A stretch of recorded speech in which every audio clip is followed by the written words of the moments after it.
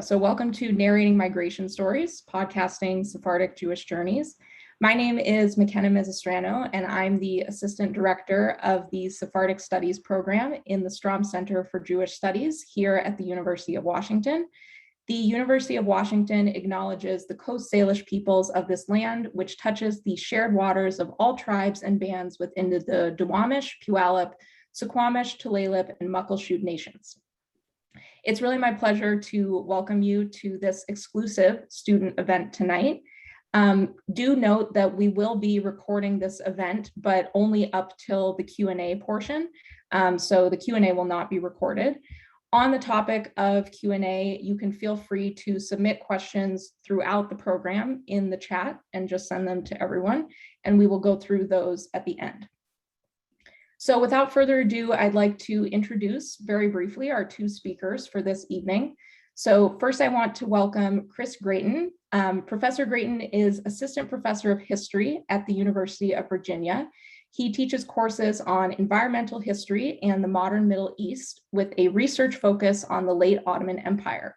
He is the co-creator of the Ottoman History podcast and recently contributed a chapter to Sephardic Trajectories, Archives, Objects, and the Ottoman Jewish Past in the United States.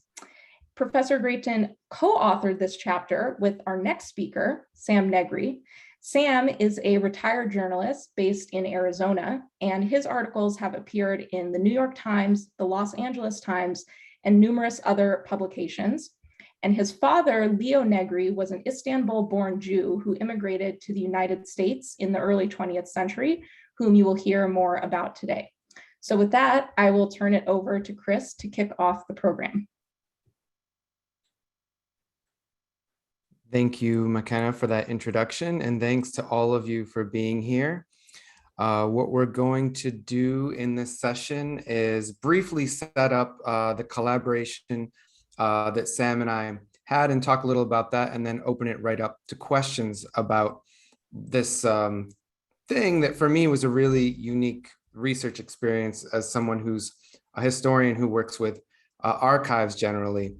In fact, this is the first time I've ever been invited to give a talk about a single episode of a podcast that I've created. I've done lots of talks, but never a talk about one episode of a podcast. But it really was a special thing, and in a collaboration that is ongoing. So we'll tell you a little bit about that for those of you who haven't had the chance to check it out, and then Sam's going to offer some more reflections on our process, and then we'll let you all get into the Q&A. So the work we're talking about really centers on one man and the times he lived in. Leo Negri was an ordinary American, not necessarily the kind of person who is the subject of biography, but as I learned through this research, he had an extraordinary life that actually tells us a lot about the times he lived in. He was born in the beginning of the 20th century in Istanbul, which was then the capital of the Ottoman Empire. He was educated at the school of the Alliance Israélite Universelle, which is a Jewish philanthropic organization operating in the Ottoman Empire and other places, aimed at education of Jews throughout the world. And indeed, he was part of Istanbul's sizable Sephardic Jewish community, a community that had existed for centuries, as I'll tell you in just a bit. But as fate would have it, and I don't know the story of how it happened, he decided to go to the United States, or he decided to migrate after the First World War. And this was pretty common, as we'll talk a little bit more about in that Sephardic community. He left immediately after the establishment of the Republic of Turkey in 1923. He first found himself in Cuba in 1928, and soon after, a few years later, entered the US with a fake Cuban passport. A few years later, he was married, ended up having a number of children, and lived in New York for much of the rest of his life. There, he worked the kind of jobs that immigrants normally worked. Some of the ones we have on record are peddler, painter, shoe shine, He used to guess people's weight outside of Coney Island, if you've ever seen that kind of carnival feature. He worked on public works projects for the city of New York, clearing swamps, and garbage and snow removal, which is a business that will never die in New York City. He actually, that kind of like hard labor took a toll on him. He had some stints in the hospital due to work-related injuries. And he lived, you know, the kind of in the US in 2024. So it's a wonderful question because he lived, sorry, I'm trying to find who's, okay. He lived the kind of life that we're familiar with, the immigrant life of the Great Depression. All this was to take care of his family, including my co-guest, Sam Negri, who was born in 1941. The reason why I know all this is because in 1936, due to his entry of the US with a fake passport, Leo Negri was ordered to be deported from the United States. And a lot of what I know and what we'll be talking about comes out of the files related to his deportation case, which he spent years fighting.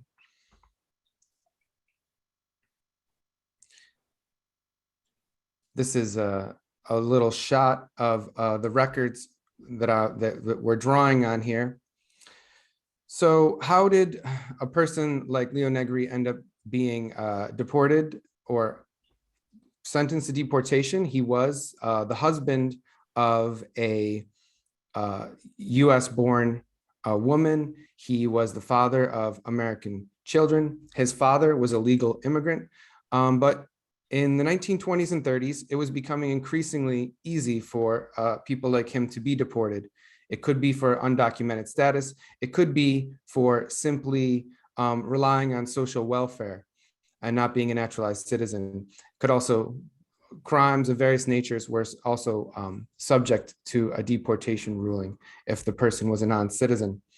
And this was in a context in which the United States had taken a real shift in its immigration policy. The 1924 quota system strictly enforced an immigration visa quota apparatus that was deliberately biased against people from Eastern and Southern Europe, and of course, the former Ottoman Empire, places like Turkey that Leo was from.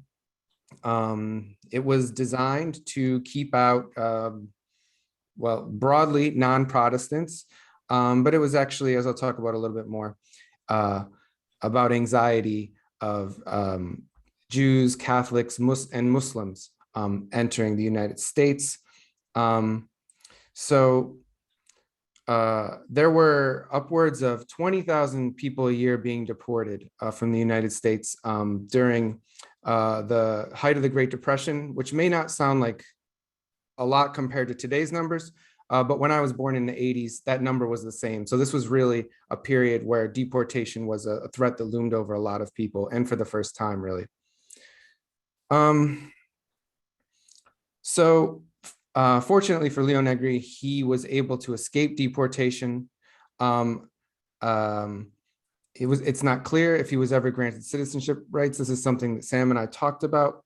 But through his story, we were able to learn a lot about, you know, the xenophobic and anti-immigrant policies of the 20s and 30s and what they meant for individuals, but also some remarkable things about the transformation of the intersections of race and politics in the United States up through the 1960s. And that's where we'll conclude. So as we mentioned, Leo Negri was from the Sephardic community of Istanbul, which was born out of the fateful year of 1492. The less immediately consequential event, but of course, eventually very consequential event that happened that year was the Columbian voyages to the Americas. But in 1492, that also marked the year of Spanish kingdoms of the Iberian Peninsula's final conquest of the remaining Muslim rulers of Iberia, and with that, the expulsion of the Iberian Jewish community. It's actually like a complex story of the fate of Jews and Muslims of Iberia, but long story short, a lot of these people ended up in various parts of the Mediterranean world, especially the Ottoman Empire, shown on our right-hand side of the screen, which was an ascendant empire with a strong commercial presence building in the Mediterranean. Iberian Jews would end up living in the cities of the Ottoman Empire right up until its end at the beginning of the 20th century. So Leo Negri was, when he was born, an Ottoman.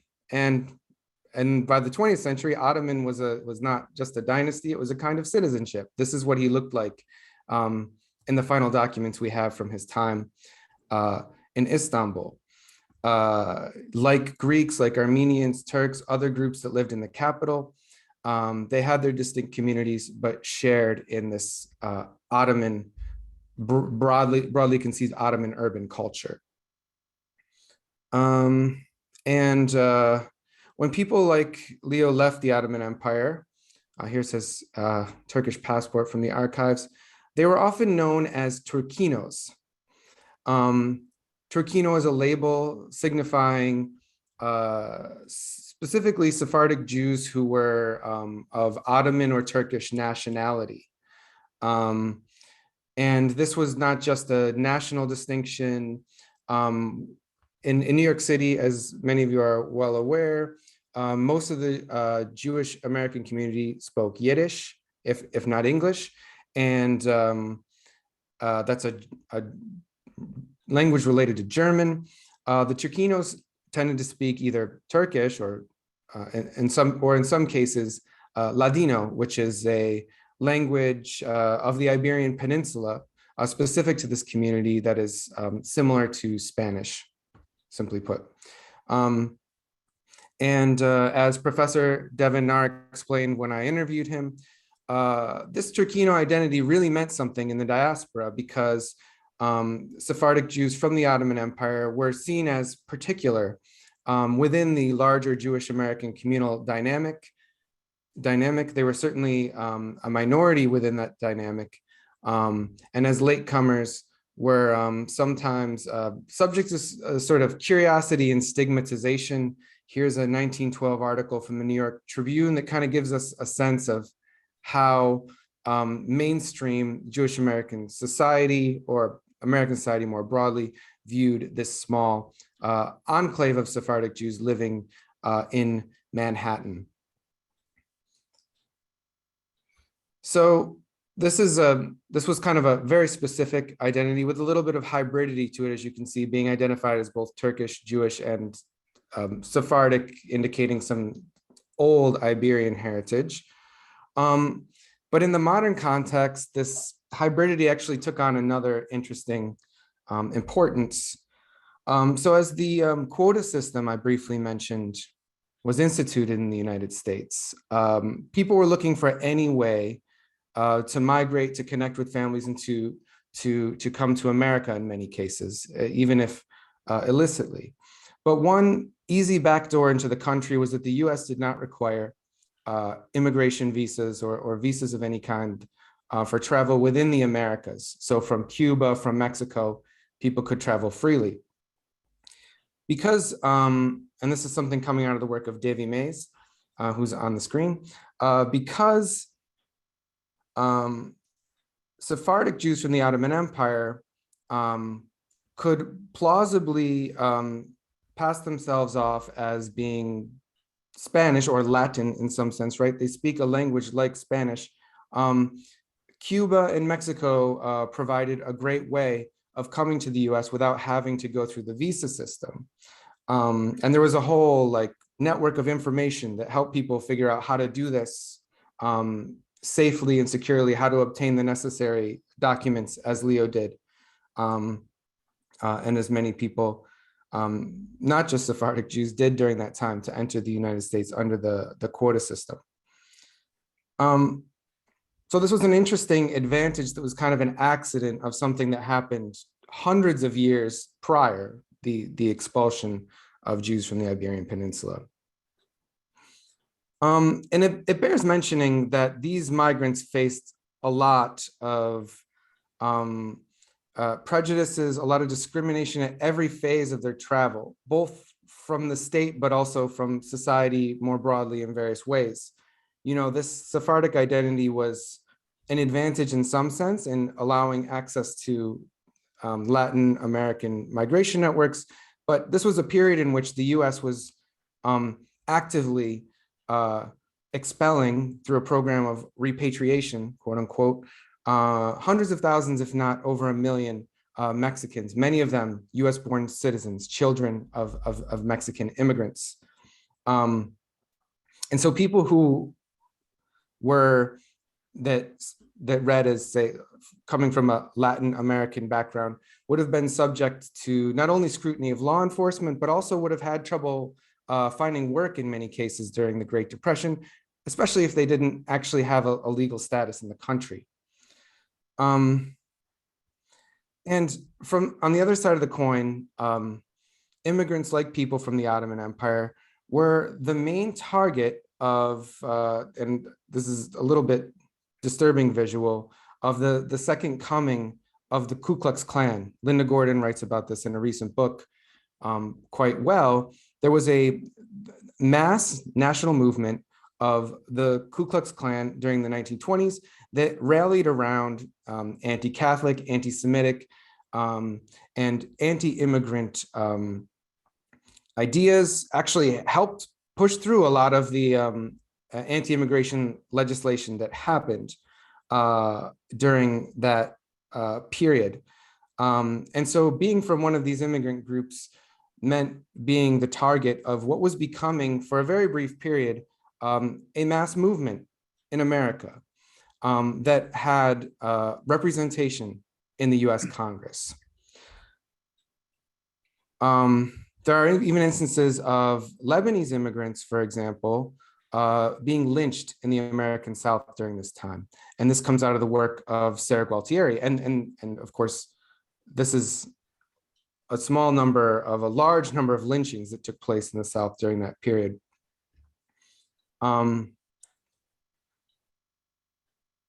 So, you know, the Jewish American community was really at the forefront of people's minds who were thinking about immigration in the ways in which it was changing America. It was one of the largest immigrant groups, one of a long-standing, well-established group. And they were also a target of global anti-Semitism, which I'm sure some of you are aware of. One interesting artifact of this period is that Henry Ford, America's largest industrialist of the period, was a brief but active promoter of global anti-Semitic conspiracy theories. We got some information for you on the Ottoman History Podcast website about that if you'd like to learn more.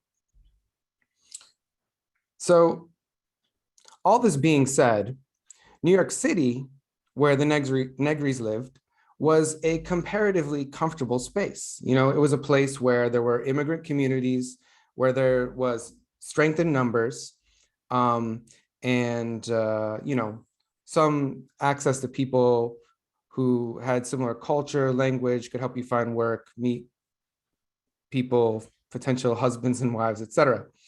However, this was also the center of America's deportation apparatus.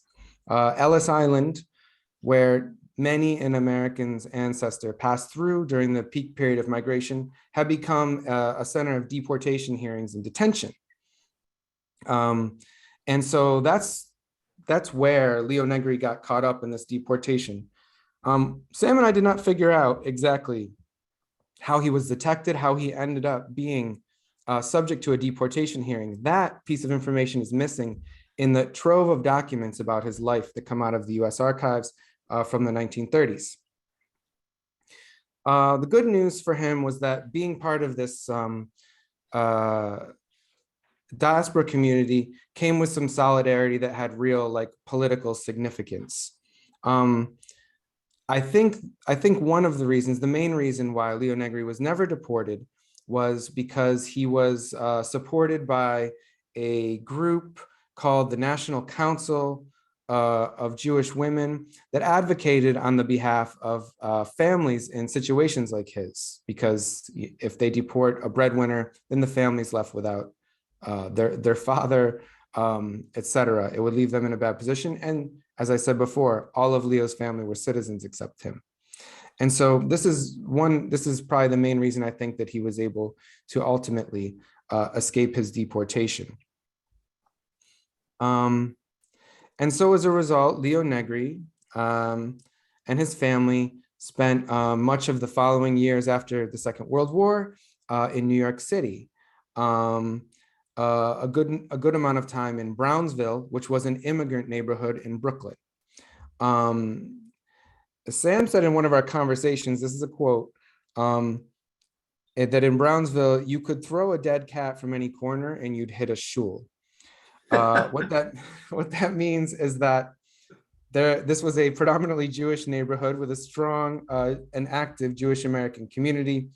And yet Sephardic Jews were a small component of this. I don't know if Sam's going to talk more about that, but within that, even within that neighborhood, that difference was felt during that time. And Brownsville didn't start out as an affluent neighborhood necessarily, but it became a thriving site of Jewish American life at its height of this period. And it was also a center of political mobilization where there was a strong socialist dimension to a lot of the activist movements during that period. Now, like a lot of families during the I believe during the 1950s and early 1960s, the Negri family eventually moved out of Brownsville. Many people were moving to Connecticut and Long Island with the building of roads and spread of automobiles, and there were sort of these growing suburbs. Here's a little artifact from the family's life. We mentioned that Sam was a reporter. I don't know, Sam, if this was your newspaper debut, but here's a nice little American family drama. Sam says at age 16, he's gonna be home after going out late at night, doesn't come back, gets reported in the newspaper. A little thing we found from that time, a small glimpse of a family living their family struggles in what is now Bridgeport, Connecticut. So while this was going on, neighborhoods like Brownsville in New York were changing. Really, this book on the screen by Wendell Pritchett is a fascinating study of this process. During the 1960s, Brownsville, East New York, the adjacent neighborhood, and many parts of Brooklyn were experiencing a large-scale migration of people out to the suburbs, the old Jewish or Italian inhabitants out to the Long Island and elsewhere, and a large Black and Puerto Rican population moving to the neighborhood. And this change was very rapid. It happened really over the span of about a decade, maybe in a few years even is when much of that migration happened. And as a result, the neighborhood developed a different relationship with the city government, with the police, and with all the racial discrimination that comes with policing in New York during that time. And there were also a small contingent of remaining white residents, some of whom were very vocal and openly vocal about their disapproval of the changes taking place in this neighborhood. And these people were from the same groups that had themselves been subject to discrimination and racism on the part of native-born Americans when their parents or grandparents had come to the country. So there's a dark irony there. Many of them were from the groups that were targeted by the immigration quotas. So in Brownsville in 1966, this is one of the neighborhoods that became really the center of controversies about policing in New York City during that period, during the era of the civil rights movement. Among these local residents who protested against the migration of Black and Puerto Rican people into the neighborhood was a group of young agitators. They were called SPONGE. It's an acronym, a quite racist acronym. And they essentially provoked a riot at one of their demonstrations, which often involve like hurling insults and even like trying to get into brawls with other groups. So these are not like peaceful protesters necessarily at all. So they agitated a riot, and in the melee of this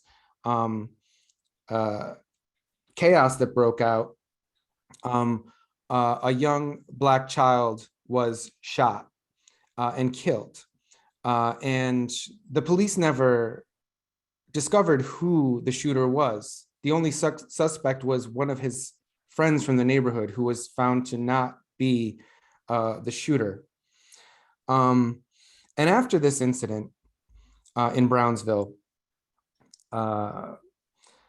the issue of police and their relationship with the communities and these questions about how the neighborhood were changing were really a focal point of the press during the period, a focal point of local politics, which, as I said, even though the neighborhood was predominantly Black and Puerto Rican now, the governing council, the most dominant voter blocks, the police force, and the people who were in control of the neighborhood were still predominantly white. And so all of this might have been a little bit distant to the Negri family that had moved out of Brownsville long before, but it all came very tragically back home just a few months later in January of 1967. Leo Negri and his wife Flora were in the Brownsville, East New York area visiting friends. They went home late that night. It was nighttime, and they were waiting for a bus, and they were accosted by a group of teenagers who, according to the press, tried to snatch Flora's purse. And when Leo intervened, he was shot by one of them, a man identified by the police as Van Murray. Now, this incident was one of many such crimes in New York during that time. But because you had a situation where a man who was being described in the press as white now, after not being identified as such for so long, was killed by a Black teenager, it actually received coverage all across the country. I'm not going to show the articles, but it's all throughout. We have some on the website.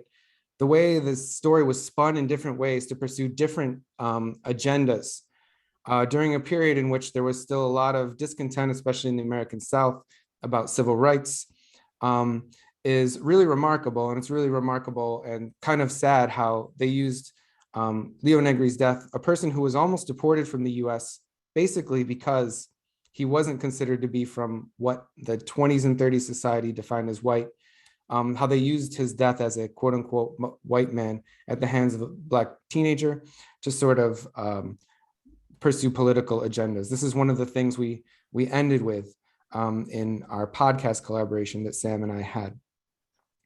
So there's a lot there. I wanted to get the whole story of Leo Negri's life out there before we start talking about some of these themes. And I've raised some themes in the history of migration. But one of the things that really stood out to me, and this is a lesson that I'm still thinking about as a historian, is that, we looked really closely at someone's life, someone who could be identified by a lot of labels. He was identified by religious or ethnic labels. He was identified by whatever profession he happened to have at a given moment. But I realized that a lot of these labels, they didn't really tell us anything about Leo Negri, who he was. They weren't actually useful ways of describing him in any meaningful sense because they were so malleable. So while Leo told us a lot about his times, about what people thought about identity, how different people were categorized, and what those categories meant to people. That very fact kind of made it hard for us to gain access to who he was as a person, at least through the historical sources. And it's at that point that I'll kind of turn it over to my collaborator in this project, Sam Negri, the son of Leo Negri, who I found on Facebook by searching for his name, and with whom I've actually, we spent quite a bit of time working on this podcast and then an article, and are still collaborating on saying more about what the life of this man says about the times he lived in, and the history of immigration and race and working class histories in America. So I'll leave it at that. Thank you for listening to this. We've got everyone up to speed, and I'm looking forward to talking more.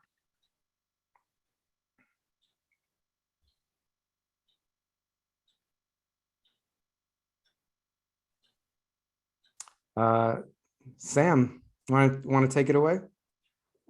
Sure, yeah. Well, it was very interesting listening to that summary.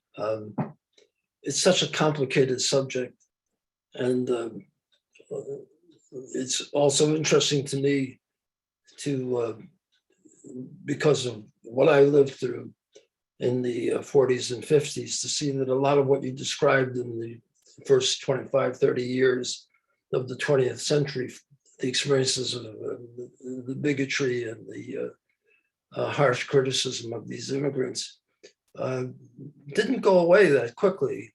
I was born in 1941, and growing up in Brownsville, all of that was still, it was pretty well still in place. A lot of people's prejudices against people of different color, et cetera, et cetera.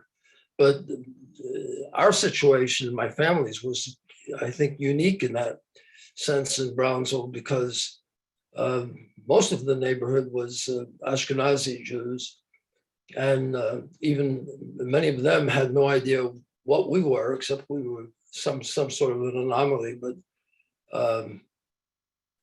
in the chapter that I wrote with Chris, I described one way that this was manifest. I mean, when I was a little kid, all the kids on the block, regardless of race or ethnicity, et cetera, so we all played together.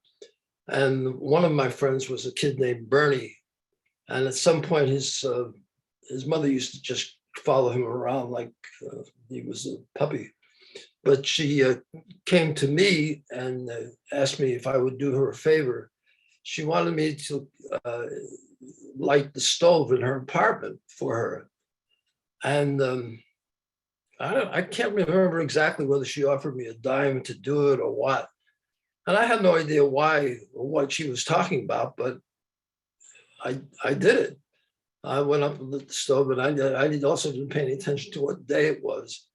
And afterwards, I went home and I told my mother about it, because it was such a strange thing to happen. My mother went ballistic.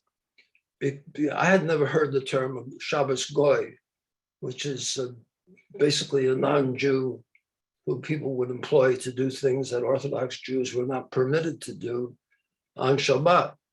So this woman had no idea that I was Jewish, because I maybe didn't look quite the same or whatever. And my mother ended up going and talking to her about this, and it was, as I learned later on, it was kind of a tense situation. So we were a minority within a minority. And in fact, even though there were dozens of synagogues and Talmud Torahs very close to where we lived in Brownsville, I went to Talmud Torah in East New York, which was not that far away. I mean, this is maybe 9 or 10 blocks, or maybe a little more. But because the Talmud Torah in East New York was the United Sephardic Talmud Torah, and all the kids there were most of them were from families in Turkey, and many of them were from families like mine that were to one degree or another impoverished. I remember my father taking me there and talking to the principal, who was named, I just knew him as Dr. Ventura.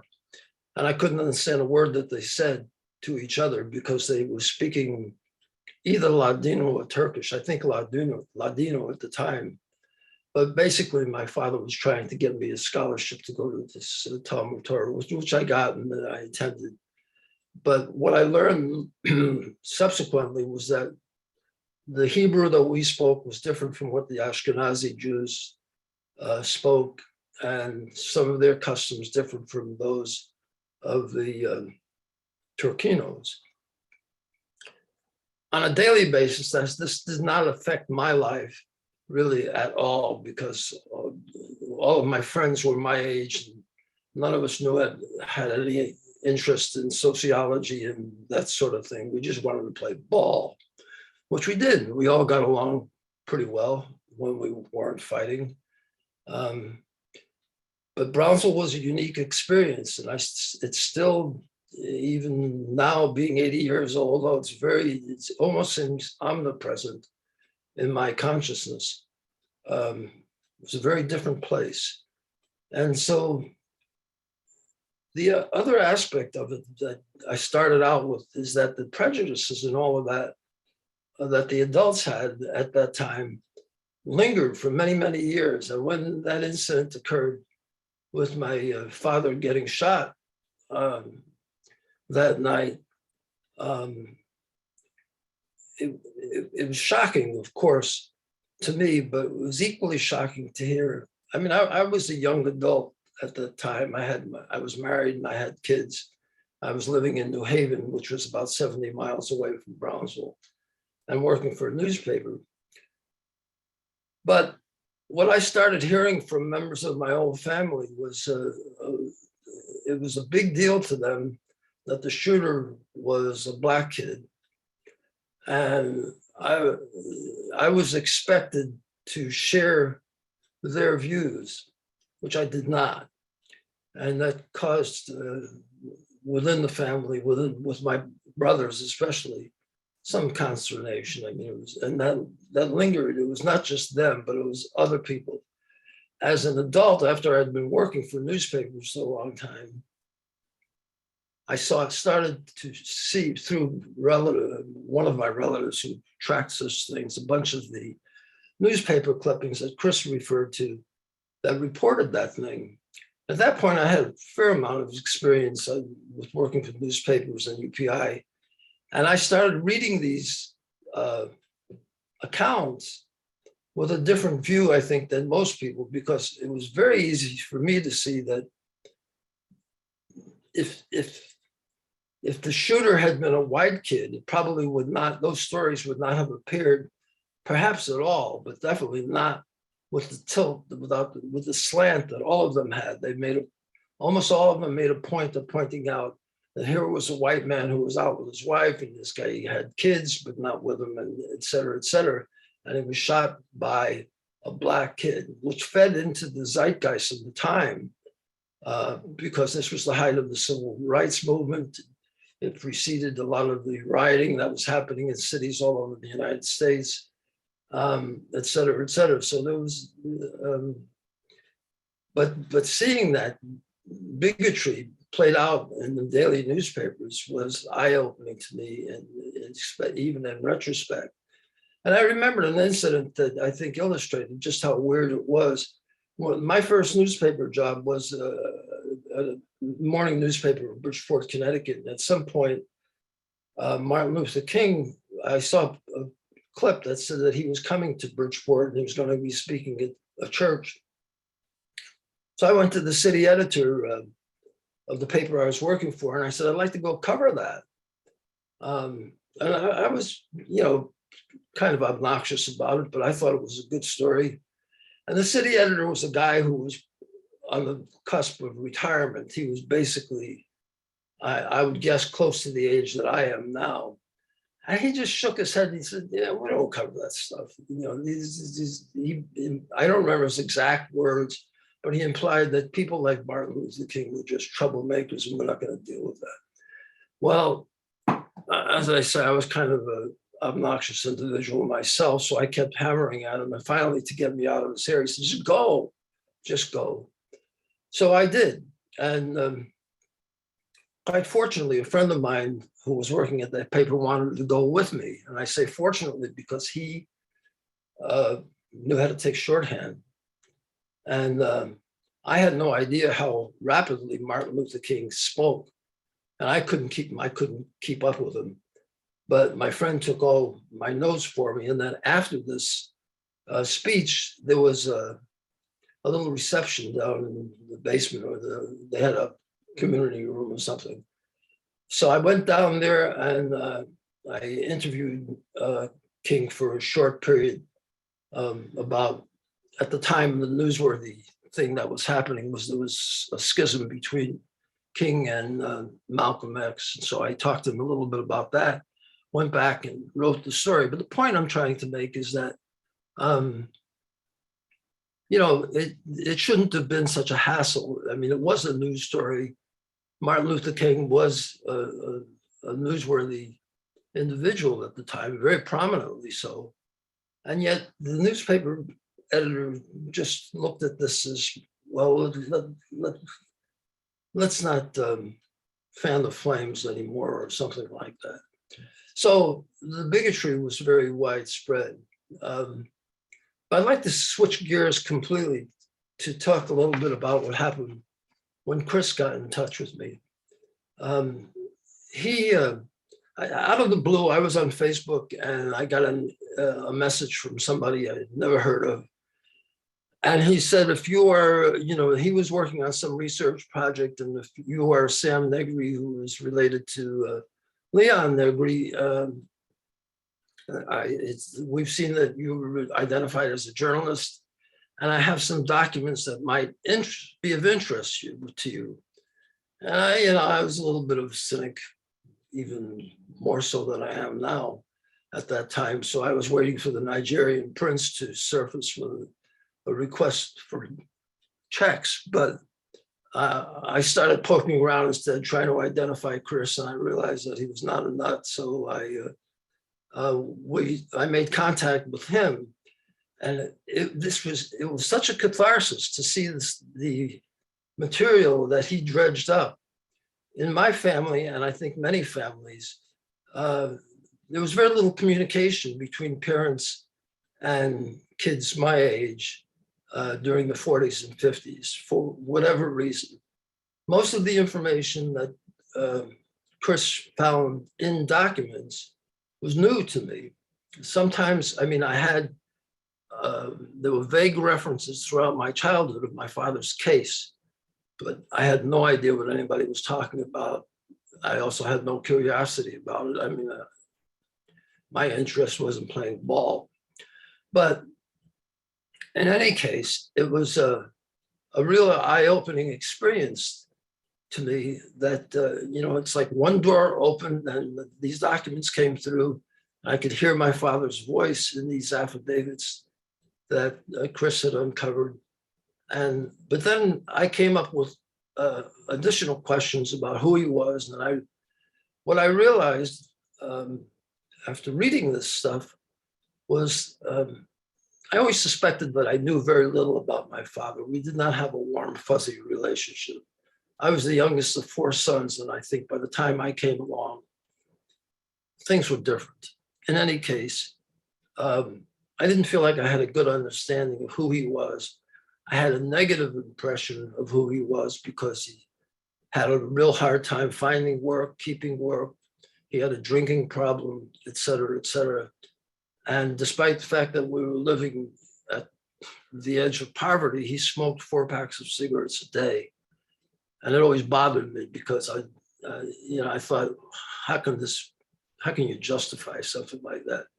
I was a pretty self-righteous kid, like many kids are, but I had no solid information to base my prejudices on. And then Chris came along with all of this additional information. The net result of all of that was that I got to see my dad in a completely different perspective. There were things about an injury that he had when he was working for the sanitation department that obviously affected him emotionally.